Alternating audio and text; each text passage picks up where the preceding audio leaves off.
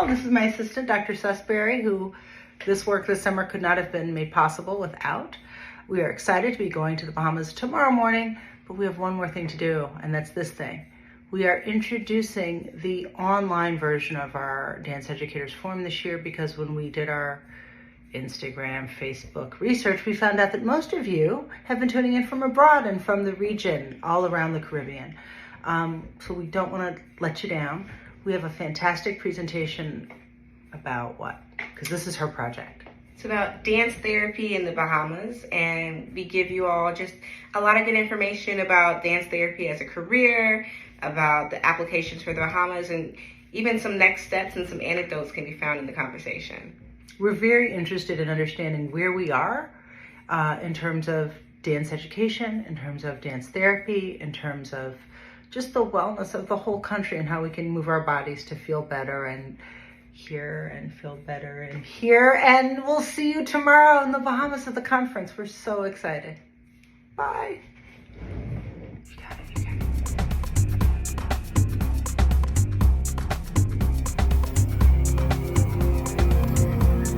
Dr. Knowles, would you introduce yourself, please? Oh, most definitely. My name is Dr. Valerie Knowles. I'm a licensed clinical psychologist practicing in the Bahamas. I've been practicing for more than 3 decades, and I am very much interested in the area of dance therapy. Thank you. Dr. Farrakhan?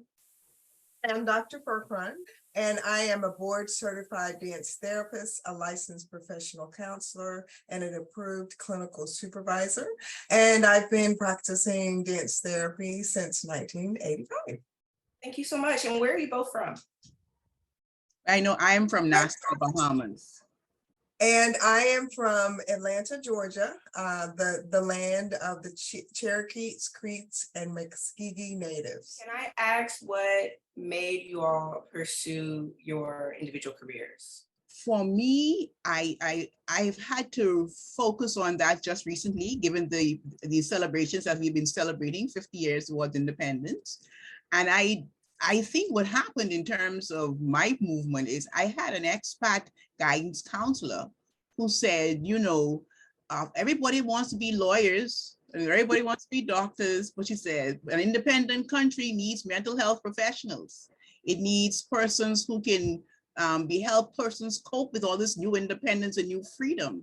And so it was her interest that guided me to psychology. And once I became exposed to the mental health institution here 40 years ago, I met them using music as part of recreation. And that triggered my combination. So I began to pursue it because I felt it was a national need and it eventually became a personal passion of mine.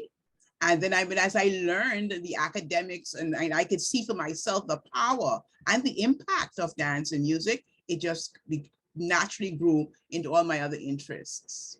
I've never even referred to myself as a dance therapist.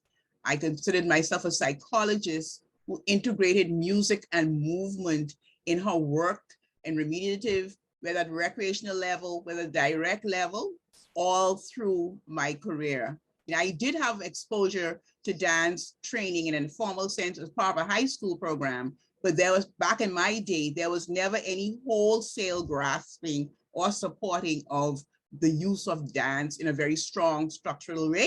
It progressively became that way. Thank you. And Dr. Farrakhan? Well, I've been dancing all my life. And when I was very young, I was challenged with grasping concepts at school. My mother was an educator, so I had school after school. And once we figured out that I was a kinesthetic learner, I had to, in order to learn the concepts, I would begin moving. And to master tests, I would have choreographed dances of the material. So along with that process, I continued to dance, and I was selected for a program in Georgia called Governor's Honors in dance. And we had to explore other careers outside of performing. And I found dance therapy, and I thought, I was in 11th grade, and I thought, oh, I want to be a dance therapist because I want to help people. And I've been on that road ever since.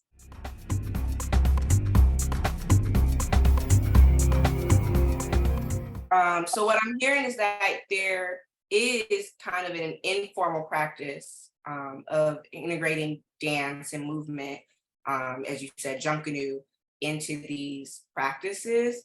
And so I think this could a really good moment for us to answer the question as to what is dance therapy exactly. Dr. Faircron, do you want to take this one in the beginning? The American Dance Therapy Association defines dance therapy as the psychotherapeutic use of movement to promote the emotional, social, cognitive, and physical integration of an individual. It also focuses on the movement behavior that impacts through the therapeutic relationship.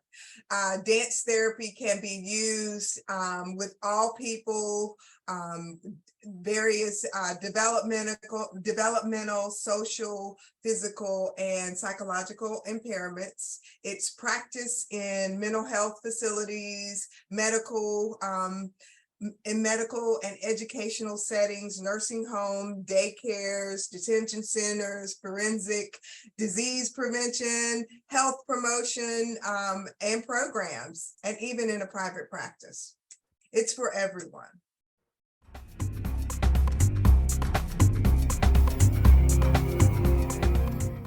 We're moving us into our next question, which is, what does your practice look like? Mhm. And whoever would like to start can do that.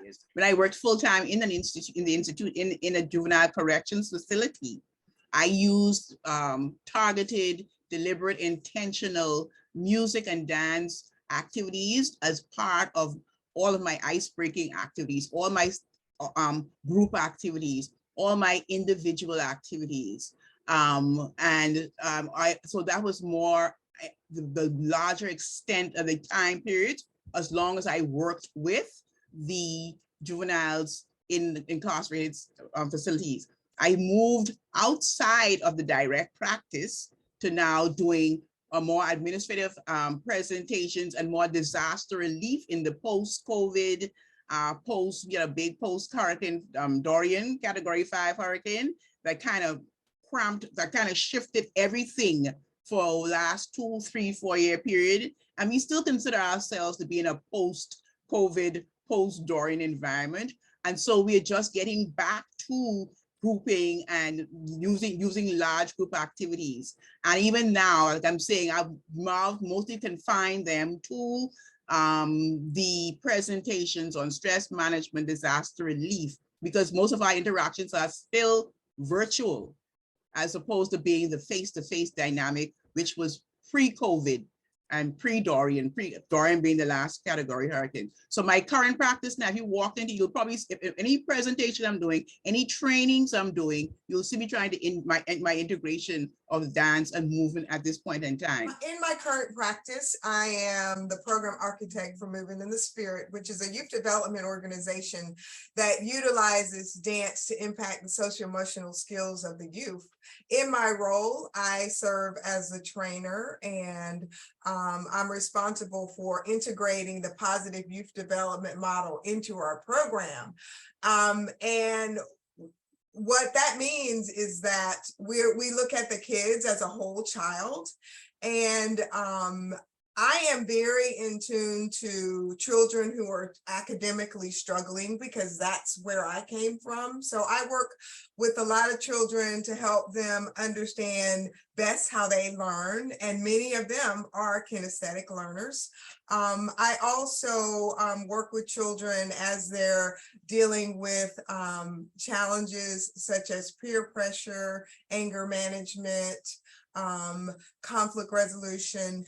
And I create activities in which the students can actually, say if it's dealing with conflict management, we might create scenarios related to the different scenes, and have kids actually move through those scenarios and decide, how can I communicate better? We all start, our first language is nonverbal communication, and many kids do not have the words. And through the activities, it allows them to get in touch with their minds and their bodies and spirits as they're moving through the process, and it ends with a reflection of what occurred and how can we apply the learning to our lives outside of our dance class. Dr. Knowles, can I ask, do you know of any other psychologists in the Bahamas who are using movement or dance in their practice? That's, well, I will have to say no, right? And simply because I sent a little research thing as on my own. And I think once I used the word therapy, it made a lot of folk back off, right? And not want to put themselves under that umbrella. But I'm sure if I sent out and did something else and said, how many of you use music and organized way, you may find more persons, but I don't know right now of anybody who does it. When I did do it and practice it, it was when I worked with persons who were incarcerated juveniles. And so that was a wide forum that I was able to use. When I work as a school, colleges, whenever I do trainings on stress management, coping strategies, and the post-disaster response, post-disaster preparedness, those are the integrated things that I use. But I say no, but I'm always leave myself open to somebody saying, hey, I do that. But I did ask before coming as part of my research. I didn't get anybody screaming at the doors. Okay, thank you so much for answering that question. So I just want to clarify and make sure I understand what you're saying. So you're saying that you do not know of anybody who's formally using dance therapy in their practice. Not who's a member of the Bahamas Psychological Association, because that's the forum I use and put the information out on. And what would you say it takes to become a dance therapist? Well, dance therapy is a graduate degree, and in the program, there are 60 credits, which includes 2 internships and a lot of experiential learning. There are actually 7 different 8 American Dance Therapy approved programs in the United States, and there are also some programs throughout the world. And also, the American Dance Therapy Association has an alternate routes program where they're not set up as a degree, a graduate degree. It's more of a certificate. And in order to go into the alternate routes program, you have to have some type of related field or social services helping profession degree. And the focus and requirements for dance therapy, you have to have a bachelor's degree coming into the field, along with have taken abnormal psychology, developmental psychology, anatomy, and kinesiology, an intensive background of dance and volunteer work related to human services. There's also 15 credits of dance therapy courses, the theory, body movement, observation, group work, research, and evaluation. Other required courses involve other expressive therapy theory, research and practice, human development, and ethics. And it ends with a field experience, 12 credits to develop clinical skills and application related to the coursework that is supported by a board certified dance therapist. Thank you. And can we clarify, is that United States specific? Yes, American Dance Therapy is located in the United States, and they actually hold the credential for the RDMT and also the BCDMT, which is a registered dance therapist or a board certified dance therapist. All right, and Dr. Knowles, what do you think it would take for this to be developed in the Bahamas? Well, you as I sat and I listened to the explanations and the definitions given, I'm thinking, I should perhaps not even use the concept of dance therapy at all, right? If I want to project it in the right framework with the kind of that is only applied correctly once those criteria are in place. That is that there's the academic psychological training with the exposure and the experience, along with this heavy dance academics experience and expertise to combine. That framework would make me think and not use the term dance therapy as I understand it and see it practiced.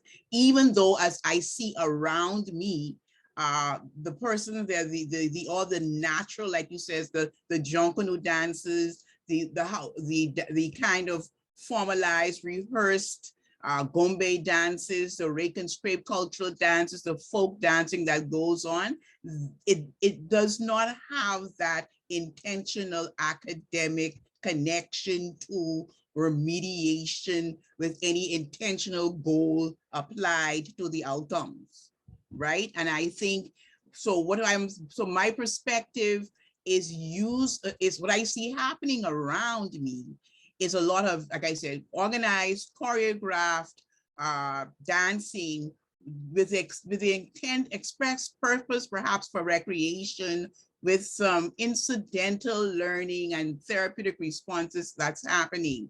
So for us to go and frame that whole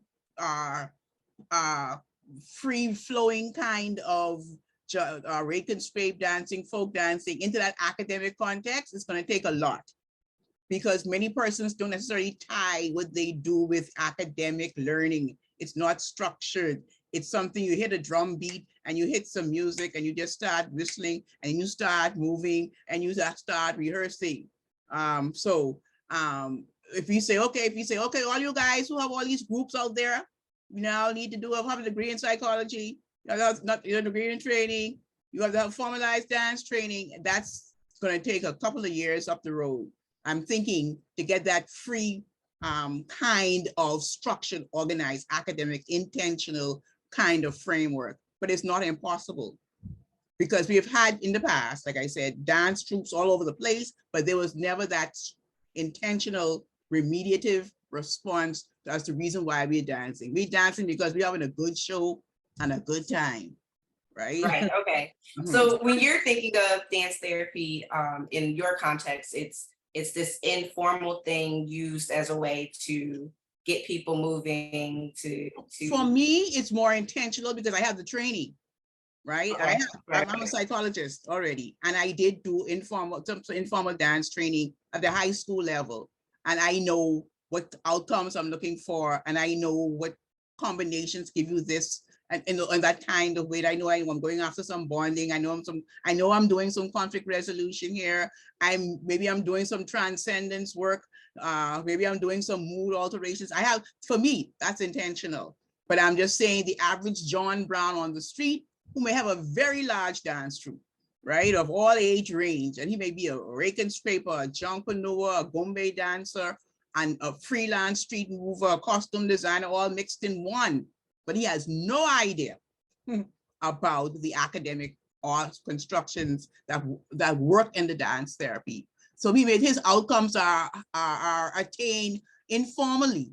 And I guess by some natural stuff that happens just when you get moving and you start choreographing and you start putting pieces together and putting communities together and people together, some stuff starts to happen in a very socialized community development context, more so than a therapeutic, intentional, remediative perspective. I think one is incidental and the other one is planned. And so, but it's not impossible. I'm saying it can still happen. I think it's important to mix both, and that, I think the training and the academic structure maximizes all the new interests and the new response to dance. So I think we've already gotten the one side fully functioning. We've now got the troops, we now got the teams, and we got that movement. I think some of the taboo may be gone, but it's now time to make it more intentional. That's why I think where we are. Kind of thinking about what we can gain from engaging in dance therapy. For both perspectives, what would we say are the biggest or the important benefits of this practice? In that, again, I'm being cautious about owning who's a dance therapist and who is not, but I can say Junkanoo is integrated strongly in the mental health facility that's on that's here on the island. I don't think anybody calls it dance therapy, but they probably call it recreation, and it's a cultural activity. In addition to, and I know that I'm in addition to, like I'm saying, the regular occupational therapy activities that go on. And I'm sure I'm not sure there are any necessary psychologists attached to those activities, but I want you to know that there is dance, there is activity going on. But they not be conducted under the framework of therapy. And you will find, like I said, the local mental hospital has an organized Junkanoo Dance Festival within the environment that's incorporated as part of the whole person response. If you're thinking, I'm thinking more of community or cultural gains. I'm thinking more of I'm going to direct it in terms of from the personalized perspective that I use it, with the understanding that, the question you asked about, it applies to what the individual gains in the context of the microscopic clinic office, as opposed to the cultural and the community gains when the whole country starts to dance and the whole community starts to dance and everybody hits the streets and the street festivals and using dance. I'm just going to take it back down to what I feel for me that's kept me working with it for so long. And I felt like dance and music are the fastest ways to transcend a mood, to bring focus to self, and to gain a sense of personal power. I found that once persons begin to unuse the dance and begin to decide what their next movement is going to be, they go into a space of personal control. And for persons who are dealing with control issues, just having that freedom to move and to decide what the next move is going to be and what the final work is going to look like has strong impact on persons struggling with issues of control. And also too, it allows a private space to experience, particularly institutions, mind you, where you have issues of this, my space and my life space is no longer normal. I'm sharing everything. Dance creates that sense of privacy and sense, like I said, ownership and control that allows them a sense of individual freedom and joy and release that would not ordinarily come again in the confines of an institution as well. And so again, and the self-initiated expressions, I always like music with strong drum beats, even though there's sometimes I use lyrical stuff, but a lot of times I work on allowing the sense of control, which is one of the biggest factors, being locked up. And also to the issue of the self-esteem that a person gets having created a movement, allowing themselves to feel free and being able to sense the before and after effects in their own moods.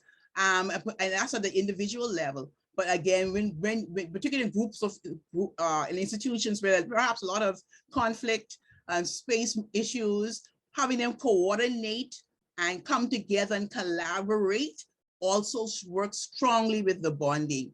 And one of the things I find that using music, in addition to the control, is the whole essence of you can have fun without high risk behavior.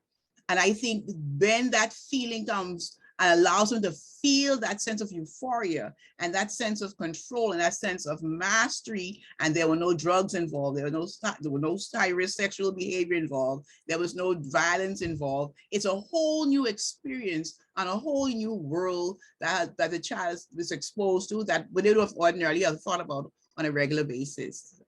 Thank you so much, Dr. Knowles. Dr. Furkan, could you also talk about the benefits of dance therapy and the applications, particularly in the way that you've been practicing?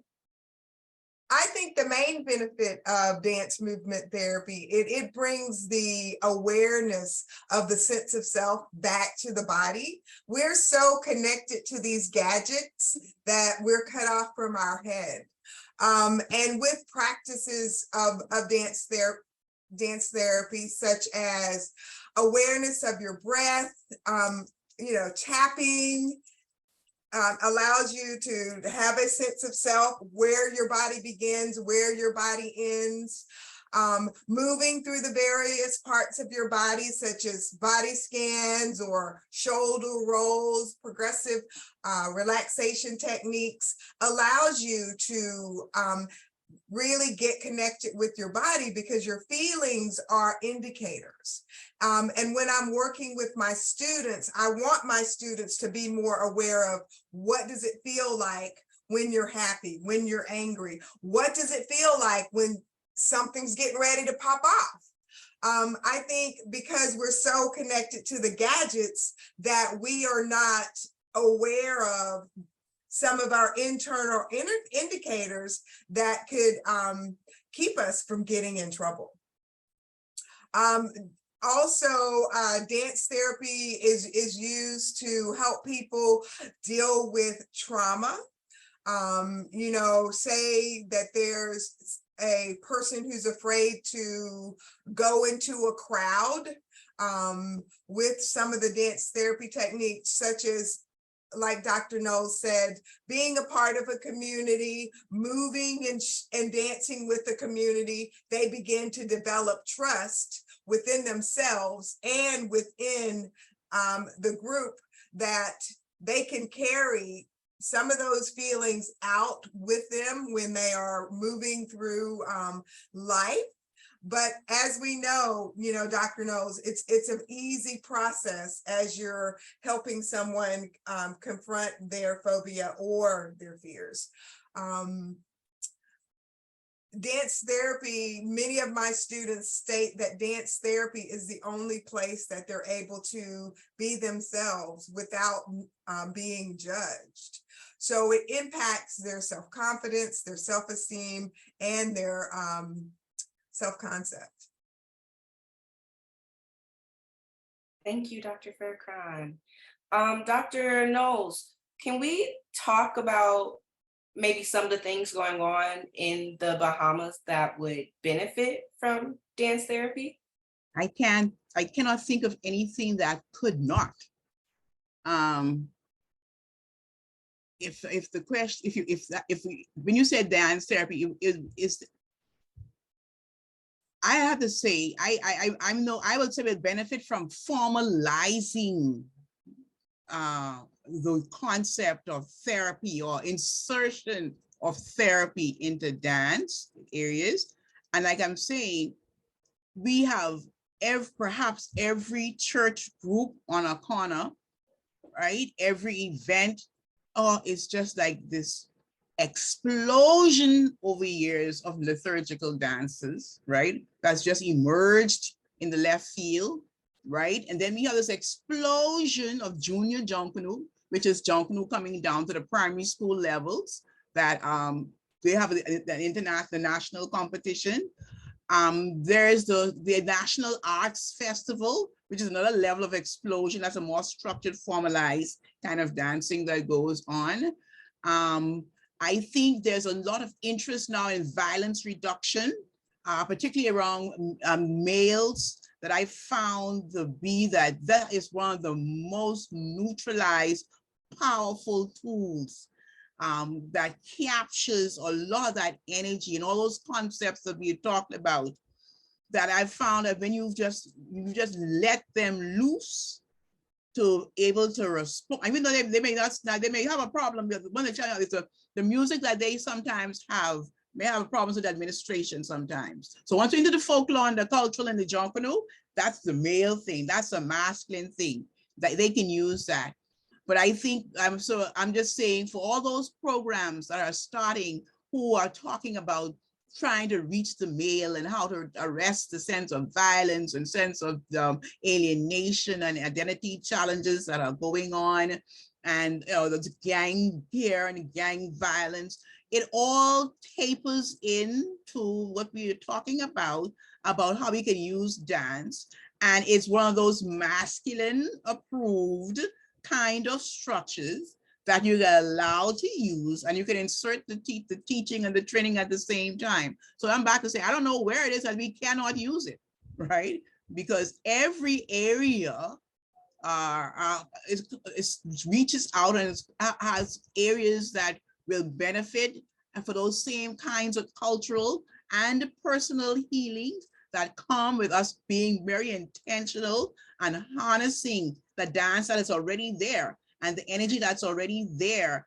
And our boys, if they're doing nothing else on the street corners or they dancing, right? You can see them on their video and their TikTok, and you can see them all over there, this expression. You will get them to show up for junior. Like they tell you, the boys come to school when there's time for junk canoe, right? December pacing and all, they're there.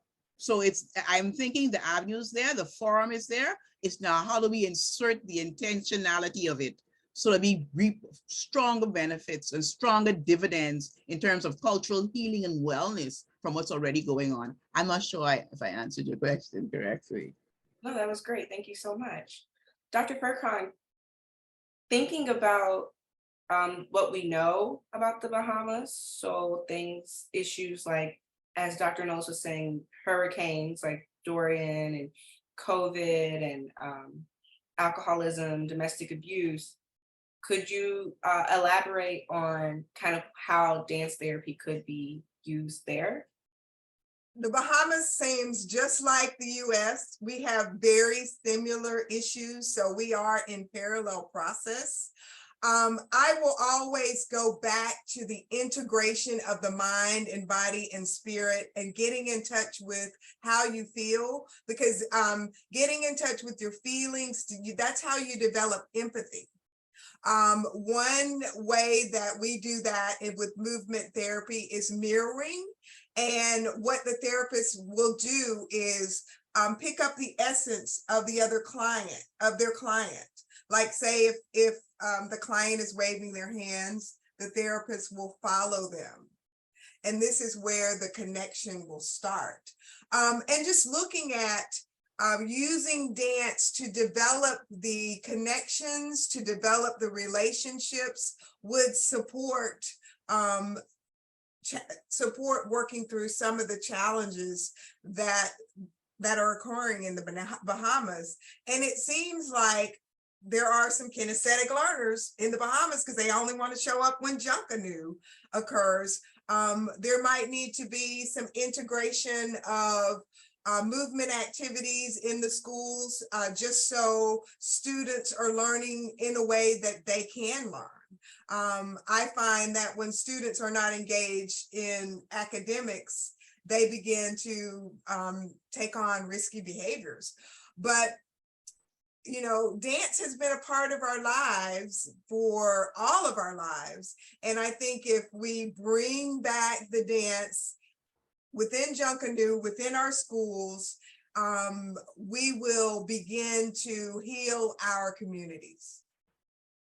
I wanted to create a visual that there are pockets of dancing going on everywhere, at every event, and every occasion. Like, especially how we just finished this Independence. Anybody had even a slight peep would see the myriads of opportunities of dances that practice for. So every street corner, there's a group. And how the Christmas is coming along the road now.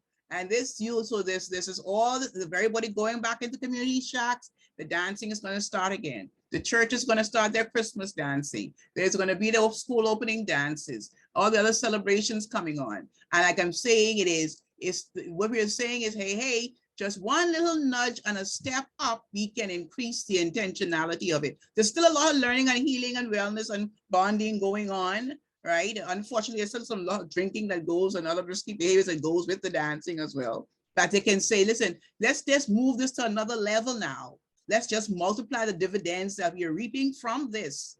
And that is where we're going to go. And we can now be more specific in our outcomes. And once you tie that to the reduction of high-risk behavior, then you have a strong audience. Thank you for that.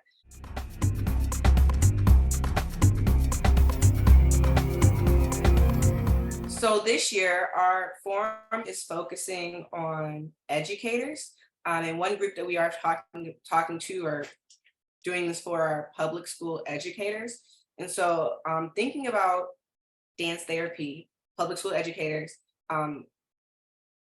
what are the connections that we're seeing with dance therapy and social and emotional learning? And you both have already kind of touched on getting in tune with your feelings, but just thinking about it in that school context. Dr. Faircroft, if you want to start, and then Dr. Miller. I tried to run away from dance therapy 10 years ago, and I became a school counselor.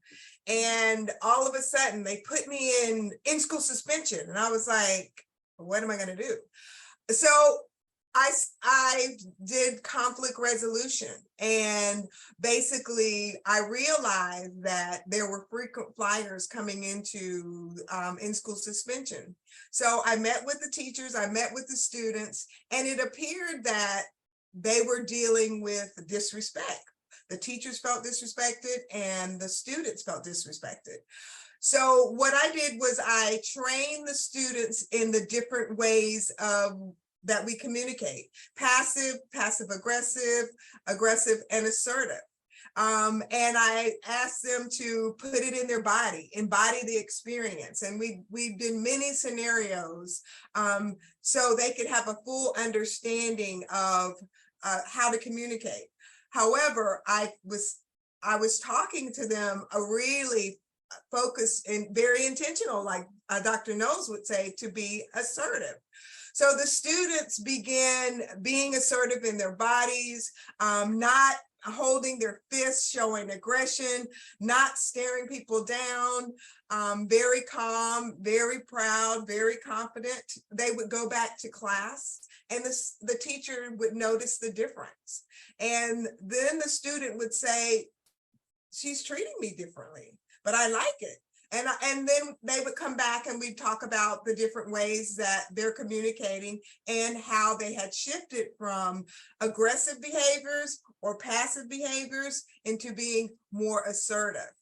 And the teachers were so excited that they allowed the students who were in school suspension to come back and start teaching the other students what I had taught them.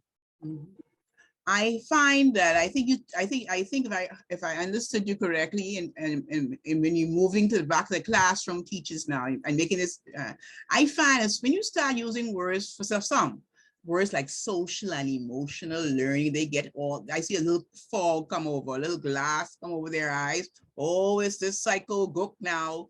You know, it's getting vague, right? And I think one of the things that I found, I think about, I may have mentioned this already, that I attended a dance academic concept integration workshop in Jamaica, put on by the Jamaica School of Dance or the Jamaica Association of Dance at one point, that taught how to integrate music and movement into health, family life, education concepts. At that time, we were all working about how to integrate HIV prevention education in the school system. And so I'm saying the techniques that they use, the teachers, as soon as they saw them, how they talk how to link arms to demonstrate a cell, they had to take a real concrete concept that they understood.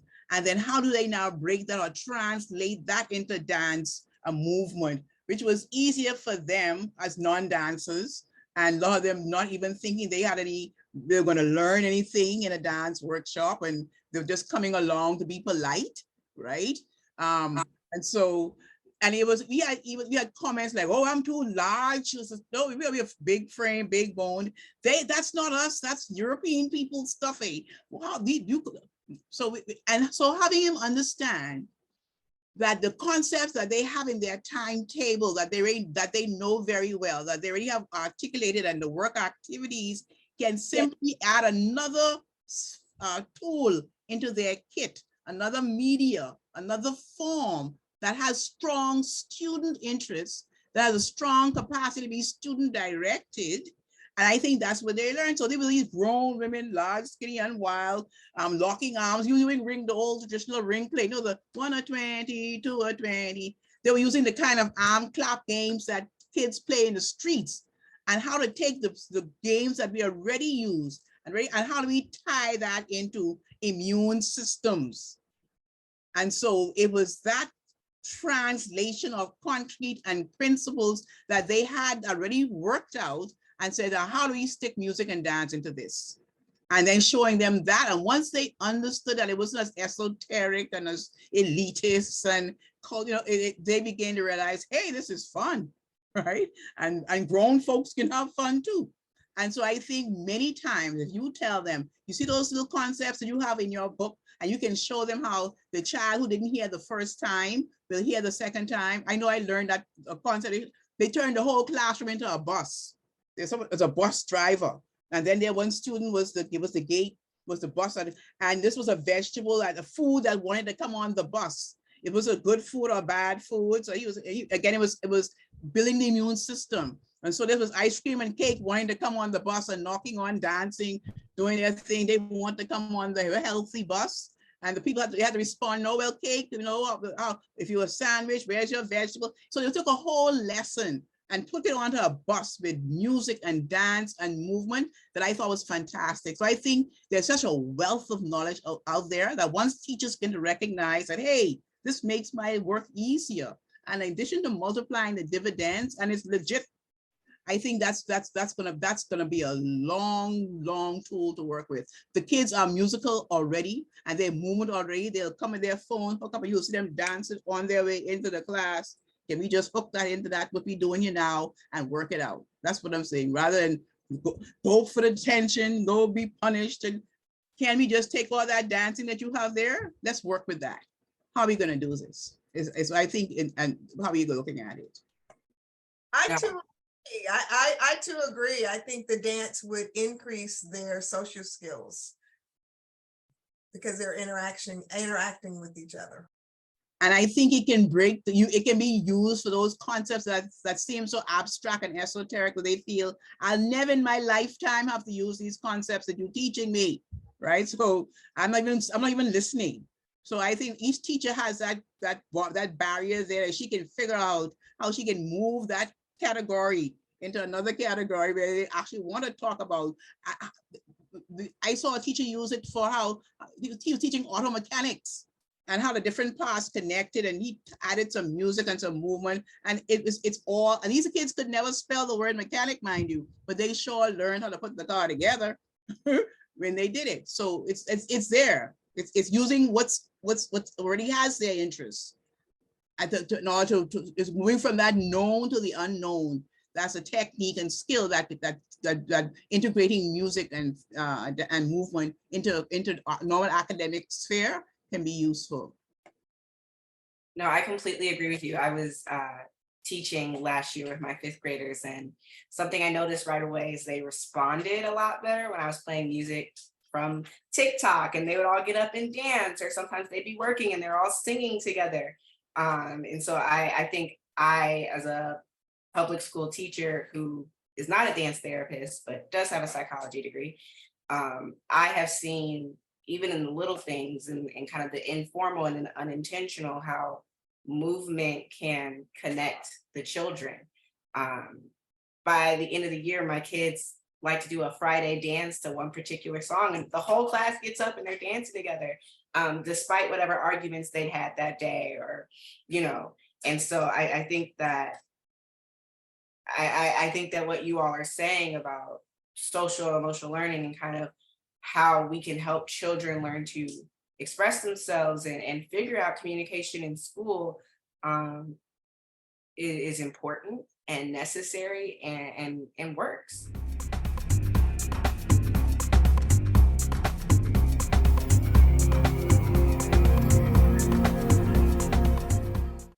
And so thinking about kind of how we understand that therapy, both in the United States context and in the Bahamas context, for people can be difficult because sometimes it's hard for people to ask for help. Or maybe they have a preconceived notion about therapy, or maybe their religion might be keeping them from pursuing things like therapy. How would we how do you think we would get those like people involved? How do we kind of reduce some of those taboos or those preconceived notions surrounding therapy, surrounding dance, surrounding the disconnect? As Dr. No said earlier, like how dancing is maybe seen as pagan. Like, how do we begin to deconstruct that? We are dancers, we are healers, and we've used dance in our lives to shift towards our rites of passage. And as a dance therapist, I think we all been practicing dance therapy. And I think, I think the point is we can openly sit here, and I totally agree with you. I talk about the mechanisms for healing and wellness are all within us, and that includes our music and our dance responses. But I know the cultural reality creates different responses, and there's not that necessarily, perhaps when I began, this openness that we're all dancers and dancing is healing and dancing is wellness. For us, dancing was pagan at a certain level. And so we're now coming into this openness and this culturalness and this attempt to reclaim the natural healing and wellness inherent in dance, but it's been really traumatized by cultural interpretations over the years.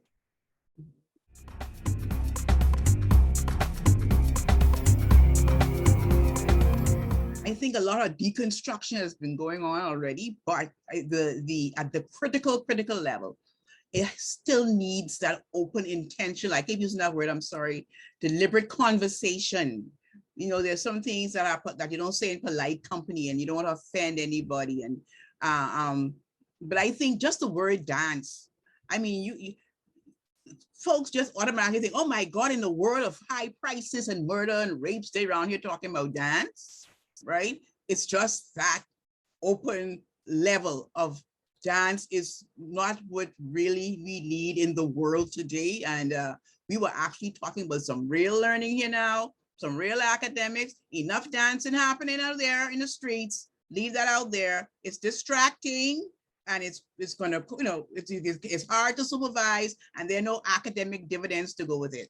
So we have this concept of what dance involves. And so again, in a culture that's let's suppose me the Christian nation, Christianized, dance, even as we talk about it, has its own controversy and conflicts, right? There are good, decent people don't dance. Good Christian people don't dance, or there's a good Christian way of dancing, and there's a whole lot of structure and stereotyping. Dancing with the legs is one thing, dancing with your torso is another kind of thing. It's lewd and it's vulgar. And to tell you the truth, there are some lewd and vulgar elements, and I put that in the cultural gap, right?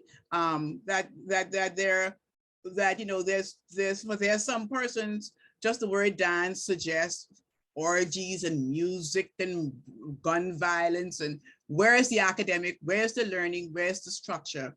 There's a conversation. I think, as we speak, we keep talking about organized movements with music, and we've broken it down into its component parts just to avoid getting backlashed by the word dance, right? So if we went in and we spoke about inter-coordinated movement to have managed to remediate some emotional social conflict and enhance the quality and learning of higher abstract concepts, everybody's going to be listening.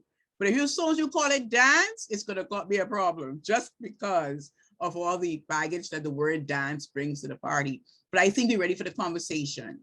And I think the persons who intervene, like I said, will have to be very strong in the scientific evidence-based what they bring to the table.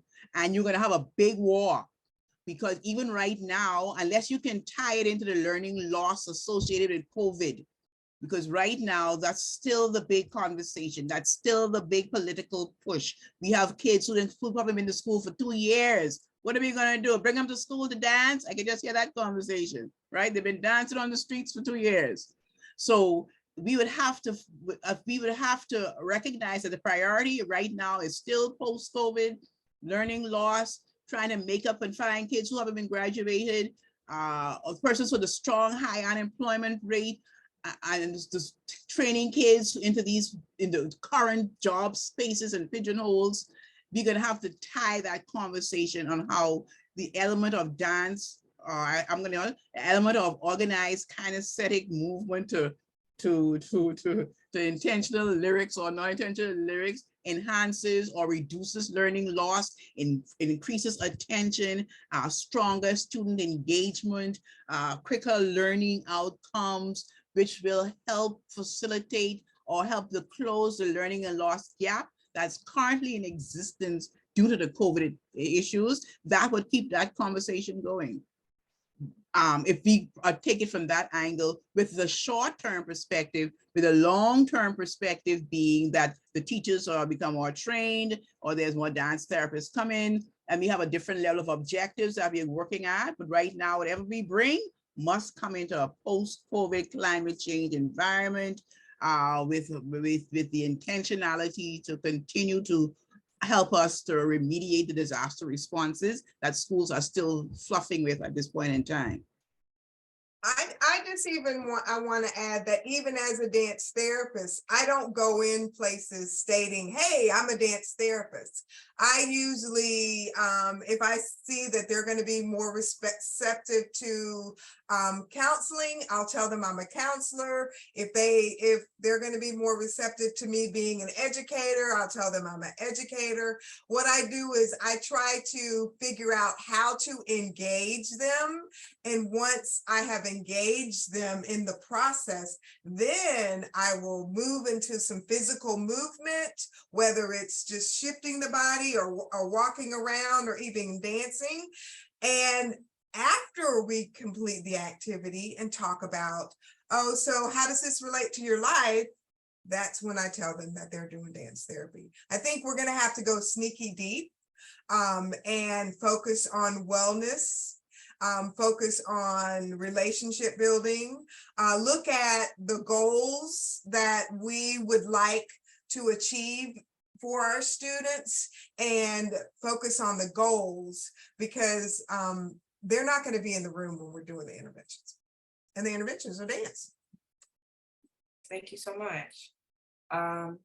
Well, I think we got to most of what we wanted to cover in this hour.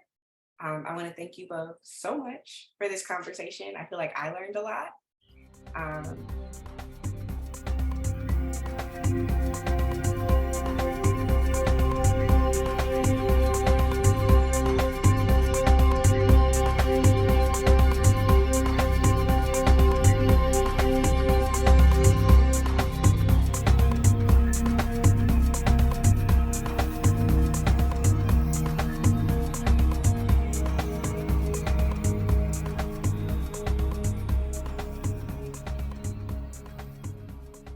So Dr. Knowles, could you tell us kind of what your origins are with dance?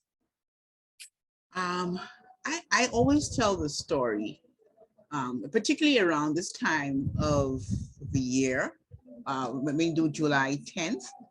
And that story is rooted in the idea and the reality, I should say, that I grew up with under the teaching, with the understanding that dance, on the whole, was taboo. It was not something that decent girls did. It was not something that Christians did. As a matter of fact, my mother was horrified at the thought that I would even want to dance, because dance had one definition for her. It was nightclub. It was satanic. It was just, she was so disappointed that I didn't want to have that conversation. I remember crying, and this is very, I'm saying this in a very positive way, because she said, you know, she was like, I am so disappointed in you. All the while I thought I was raising a decent Christian young lady, I never knew you would want to dance.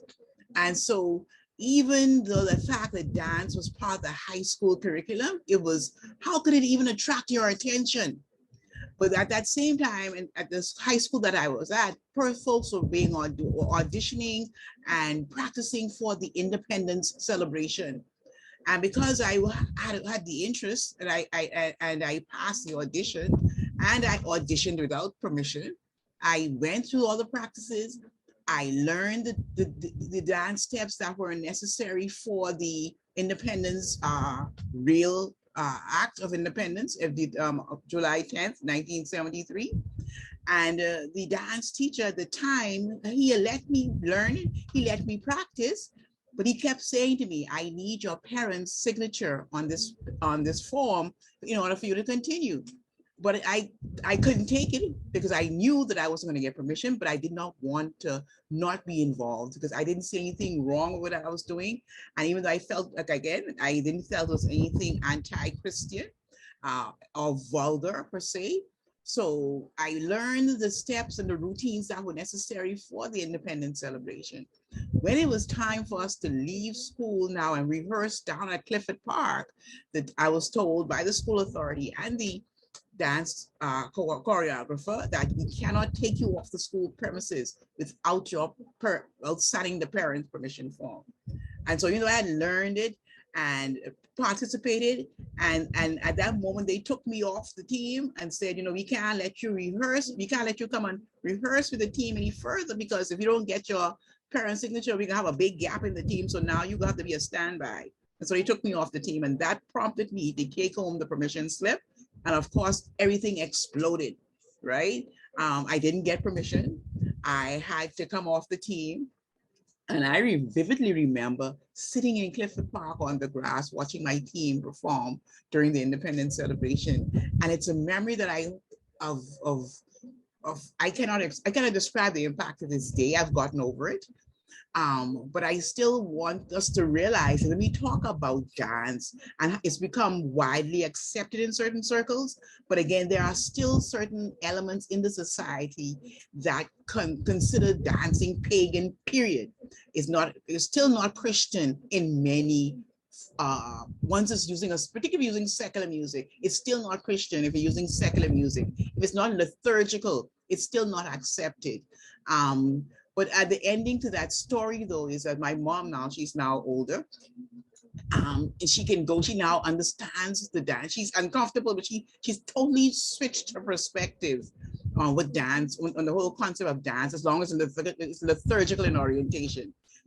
I think she has an understanding in her mind between dance of the nightclub as opposed to dance in terms of the organized, choreographed, I would say, and I'm using choreographed. She realizes there's a difference in the dance. And many times she has apologized, and she hates me to bring that story up. I hope she doesn't even hear this one, right? But she realized that she apologizes and she says, that's what I understood. That's how I was taught. That's how I still believe. But even today, 2023, there are still elements here that will have an initial negative remark, a response to anything African, anything drumbeat, anything movement, in terms of considering it being wholesome. There's still a high degree of caution, and rightly so, about what we accept, what dance is, and to what extent it's still Christian, and you can still be decent and secular. If people are becoming more exposed to it, and perhaps there are many persons who now have that conflict within them. But I think it's high time that we talk about what we consider to be the elements of it. What makes dance one pagan? What makes a dance vulgar? What makes things acceptable? So you would say the time is now? Oh yeah, for sure. And I think the exposure and the explosion of dance and new movement and music is really the time for us to have that conversation, and so we can move ahead in how we use the dance and movement as a form of therapy. Yay, thank you, Dr. Knowles.